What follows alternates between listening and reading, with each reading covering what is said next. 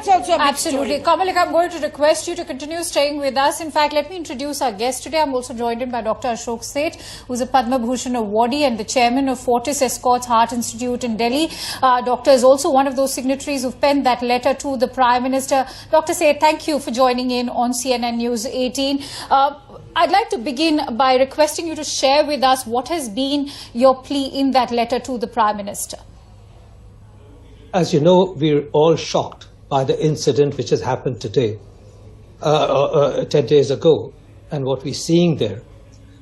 We are hanging our head in shame, not just as doctors, not just as individuals, but as a society. And we Padma Awardees, while we are doctors, also do represent the society, do represent the conscience of the society. After all, that's the intellect, and that's why we have been awarded. And our plea to our Honorable Prime Minister was that if there are 5 points in this, but our biggest point was 2 aspects. Firstly, we must remember that majority of our healthcare workers are ladies. If you can consider the nurses, and if you consider that more than 60% of the doctors are ladies, at the end, we've not been able to safeguard the way they function, the way they actually have their safety in their hospitals. We haven't had safety protocols, CCTV cameras, conveniences for them. In fact, why do we even recognize a hospital when it or even a medical college, right, if we don't have norms into place? In fact, it should become a mandatory methodology to identify, to recognize medical colleges and hospitals. Timely bringing the perpetrators to crime in a timely manner is other focus. You know, we must remember that at the end of the day, we have already enforcement laws and existing laws, but we're not implementing and enforcing them. So our plea was that have stricter enforcement of implementation of the existing laws. But the most important, and I would say the most important, beyond the safety protocols, etc., is where is our central protection bill? We urge the Honorable Prime Minister and the policymakers that the central protection bill cannot be put on a back burner. You know, the plea that every state has its own protection laws, etc., and 19, maybe 20 states now have protection laws.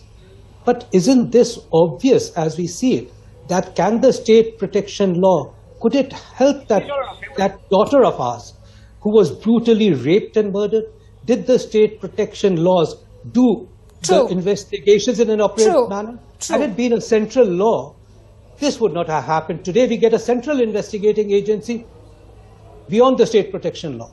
Isn't that quite obvious that a state protection law, a central protection law of violence against doctors, of protecting our ladies, would not have allowed this to happen as we see it stand, not just 10 days ago, but as we see it stand today itself, where all we're doing is finding a blame game while the central investigation agency investigating it. Why wasn't there a central protection law for this? We urge the Honorable Prime Minister to look into this. And you know what is the bitter irony, Dr. Seth, that we are discussing all of this on a day when we are celebrating Raksha Bandhan, a day that is also meant to celebrate women and men and, of course, protect women. But having said that, Dr. Seth, I also want you to share your views on how the 2 doctors who've been summoned, Dr. Sarkar and Dr. Goswami, for allegedly spreading misinformation. Do you think that the Kolkata police is also now losing the plot of sorts and is also trying to escape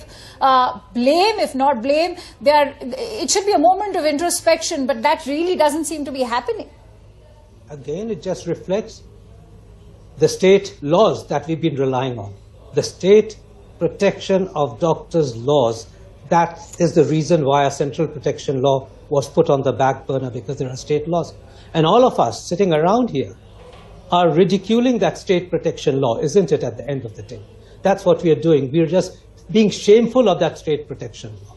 So that itself should answer the question whether we need to look at it in a broader manner. I'm not going to get into the nitty-gritties of what's happening there and who's at fault and who's not at fault. But I think by this time, it's quite obvious to everyone across the country where the fault lines lie and how do we actually have to do to overcome that. By the way, I just want to take exactly 30 seconds more. Sure. in the last 10 days, while we've been shamed and shocked at what's happened, every day, can you believe, violence against doctors does continue, rapes are continuing, and our print and all medias are full of. You open it up and you have 3 or 4 right there on the front pages that it's carrying on. And we're doing nothing to say, how do we actually prevent it? What are the steps we're going to take? I'm therefore saying, today on the Rakhi Day, as you said, where we take a pledge, a solemn pledge in front of God to protect our sisters and be their saviors, can't we do that for our nation? This is the time that we move ahead with policies which are defined, which perpetrators who can be brought to justice in a well-defined manner, with offenses and their punishments clearly defined, and fast court track to justice when the perpetrators can be taken and put behind bars. That is the only thing which will make us safe as a society, as a community.